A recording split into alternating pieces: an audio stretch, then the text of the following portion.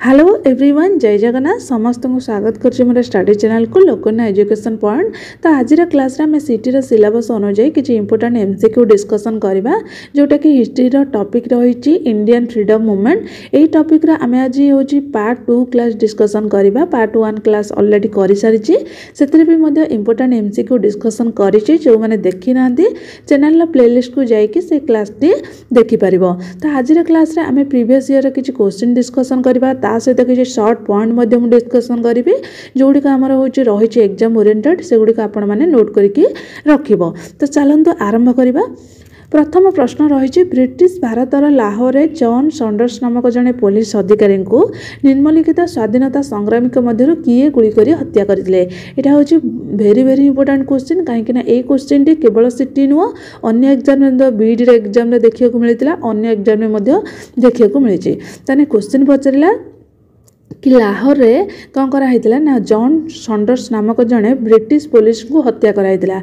ताने किए हत्या करदिला जो स्वाधीनता संग्रामी थिले सेमानक मध्यरु किए गुली करके हत्या करदिले। तो करेक्ट आंसर कौन ना भगत सिंह और शिवराम राजगुरु जे कि दुहे मिसिकी से पुलिस जन को हत्या करदिले। केउठारे हत्या कराइथिले ना लाहौर रे। काहाकू हत्या कराइथिला ना जॉन सैंडर्स नामक जने पुलिस अधिकारी को हत्या कराइथिला। किए हत्या करथिले ना भगत सिंह और शिवराम राजगुरु। तापर नेक्स्ट देखो भगत सिंह राजगुरु सुखदेव यहाँ हूँ इंपोर्टेंट पॉइंट एगुड़ सब नोट करके रखिब। सुखदेव यही तीन जन लाहौर षड्यंत्र मामलें जड़ित थे। यही कारण हूँ कौन ना फांसी देवाक निर्देश दि जाता। केबे दि जाता ना 23 मार्च 1931। यहाँ हूँ most important question Bhagat Singh को केबे फांसी दि जाता ना 23 मार्च क्यों मसीह ना 1931 मसीह। आउ यही जो 23 मार्च को प्रति वर्ष कौन करा जाउची ना शहीद दिवस भाव में पालन करा जाउची। एटा हूँ इंपोर्टेंट क्वेश्चन जनरल अवेयरनेस आसीज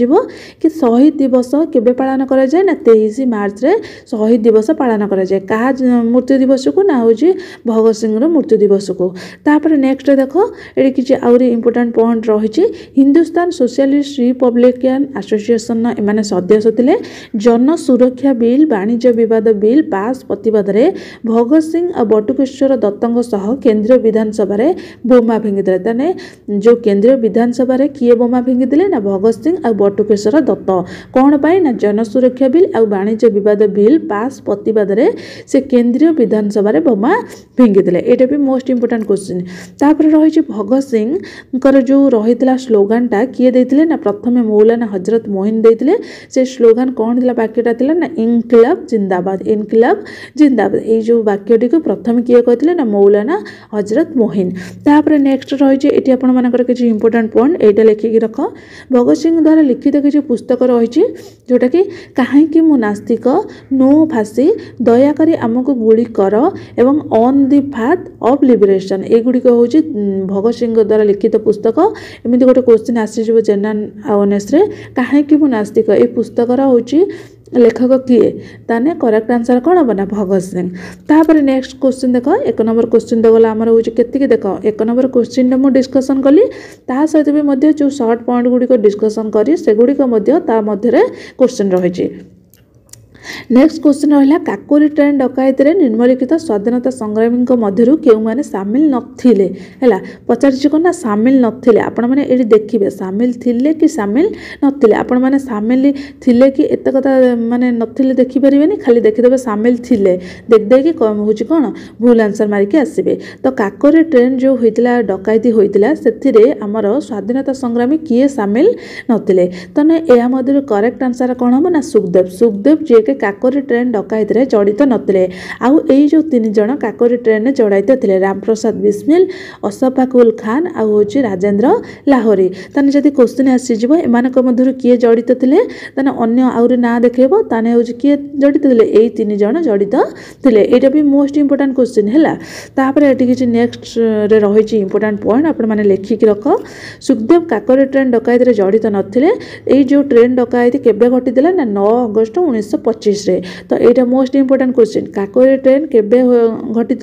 ना हूँ 9 अगस्त 1925 ये डकाती घटी क्यों स्थान में ना हूँ लक्ष्नौ निकटस्थ काकोरी काकोरी ट्रेन ताने काकोरी स्थान में डकायतीटा घटी जो से कौन कहुई ना काकोरी ट्रेन डकायती ताने यहाँ हूँ रहा कौन ना हूँ 9 अगस्त 1925 होता लक्ष्नौ निकटस्थ काकोरी होता एतिर क्यों क्यों मैंने जड़ित थे देख रामप्रसाद बिस्मिल आशफुल्ला खान राजेंद्र लाहारी चंद्रशेखर आजाद यही जो 4 जन ये काकोरी ट्रेन में जड़ित थे तेना एम क्वेश्चन आसीज एम किए जड़ित थे ना यही 4 जन जड़ित थे नेक्स्ट क्वेश्चन रही देख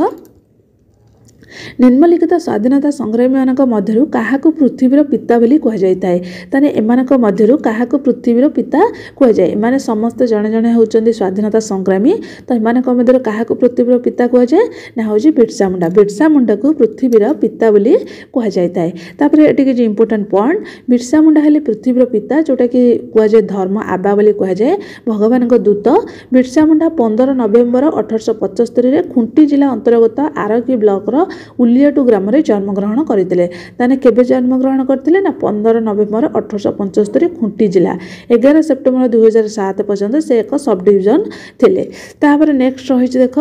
यहाँ हूँ मोस्ट इंपोर्टेंट क्वेश्चन यहाँ डबल स्टार करके रख है महात्मा गांधी प्रसिद्ध दांडी यात्रा सहित क्यों भारतीय जन आंदोलन आरंभ होता ताने महात्मा गांधी प्रसिद्ध दांडी यात्रा आपण मैंने जानी से जो दांडी यात्रा आरंभ होता है आउ क्यों भारतीय जन आंदोलन आरंभ होता सहित ताने यह मध्य करेक्ट आंसर कौन हम ना आईनी अमान्य आंदोलन जोटा कि आमर महात्मा गांधी जो प्रसिद्ध दांडी यात्रा रही सहित यही आंदोलन आरंभ होता तापर ये किसी इंपोर्टेंट पॉइंट जोड़ी नोट करके रख लुणी यात्रा किंबा दांडी यात्रा ताको कह जाय थाए सेटा केबे आरंभ होइतिला ना 12 मार्च 1930 रे ताने हमर दांडी यात्रा केबे आरंभ होइतिला ना 12 मार्च 1930 रे केउठारे होची पहुँचते ना दांडी रे पहुँचते केबे पहुँचते ना 6 एप्रिल 1930 रे तापर एटा केउठार आरंभ होइतिला ना साबरमती आश्रम आरंभ होइतिला और दांडी रे शेष होइतिला तापर से माने 24 दिन रे 240 माइल अतिक्रम करथिले ताने केते माइल अतिक्रम करथिले ना 240 केते दिन रे ना 24 दिन रे समुद्र पानी रे लूण तयारी करे गांधीजी लूण आईन उल्लंघन करथिले ताने एई जो लूण आईन उल्लंघन करिथिबारु सेति पई कोन कहै ना आईन अमान्य आंदोलन को लवण सत्याग्रह किंबा आईन अमान्य आंदोलन भाव में कह जाए ताने आईन अमान्य आंदोलन अन्य नाम कौन ना हूँ लवण सत्याग्रह जोटा कि कौन लुणी यात्रा बा दांडी यात्रा बोली कह जाए ताने केबे आरंभ होता ना 12 मार्च 1930 रे 6 एप्रिल 1930 रे जोटा कि आम शेष होता क्योंटी पहुँचले ना दांडी रे पहुँची थे जोटा कि गुजरात दांडी थिला तापर आउ किछि इंपोर्टेंट पॉइंट देख आईन अमान्य आंदोलन रे सेतबेले भाइसराय किए थे ना लॉर्ड इरुइन से समय भाइसराय थे दांडी यात्रा समय महात्मा गांधी सहित जाइथिबा नेता मानक मध्य सरोजिनी नायडू थे माने अन्यतम तापर आउ किछि अतिरिक्त सूचना रही देखंतु जोटा कि खिलाफत आंदोलन केबे होइतिला ना 1919 ख्रीष्टाब्द आरंभ होइतिला 1922 ख्रीष्टाब्द तो शेष होइतिला ताने हमर खिलाफत आंदोलन 1919 रु आरंभ होइतिला माने 1919 रु आरंभ होता खिलाफत आंदोलन ता सहित अन्य आंदोलन होता माने सेही आंदोलन पाखरु अन्य आंदोलन जो 1922 ख्रीष्टाब्द पर्यंत होता सबू एठी मुझे आपण मानको कहबे तो प्रथम रहिला जोटा कि खिलाफत आंदोलन में किए किए नेतृत्व नेतिले ना मोहम्मद अली और शौकत अली एटा मन 1919 मसीह आरंभ होता खिलाफत आंदोलन पुनरुद्धार जोटा कि आमर यही ही करते तापर रहिला मौलाना अबुल कलाम आजाद यही आंदोलन नेतृत्व तापर यही महात्मा गांधी और कांग्रेस समर्थन करते तापर हूँ यहाँ आमर खिलाफत दिवस केबे पालन करा जायतिला ना 17 अक्टोबर 1919 रे तेने क्वेश्चन आसीज खिलाफत दिवस केबे पालन करा ना हूँ 17 अक्टोबर 1919 रे तापर स्टार्ट है यहाँ तो 1919 आरंभ होता तापर नेक्स्ट आरंभ है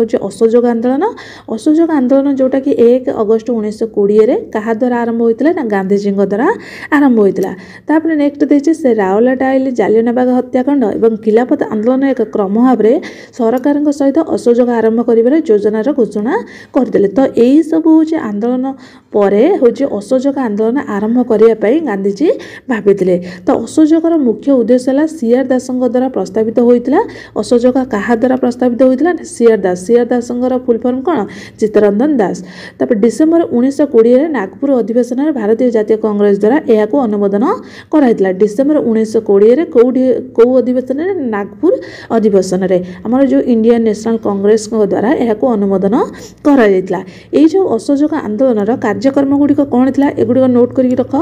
उपाधि और सम्मानजनक पदवी त्याग स्थानीय संस्थार सदस्य पदर इस्तीफा दबा 1919 आईन व्यवस्था अनुसार निर्वाचन वर्जन करने सरकारी कार्यक्रम गुड़िक वर्जन करने कोड सरकारी स्कूल कॉलेज एम सब वर्जन करने विदेशी सामग्री वर्जन करने जातीय विद्यालय महाविद्यालय घरोई पंचायत अदालतर अनुदान करने स्वदेश सामग्री और खाद्य को लोकप्रिय करने एगुड़िक सब कौन थी ना हूँ जोटा कि असहयोग आंदोलन कार्यक्रम थिला एगुड़िक सब नोट करके रखिबो। तापर नेक्स्ट रहिला हूँ भारत छाड़ आंदोलन। भारत छाड़ आंदोलन कौन ना आम जोटा कि अगस्ट क्रांति भाव जनाशुना महात्मा गांधी यार मुख्य नेतृत्व नहीं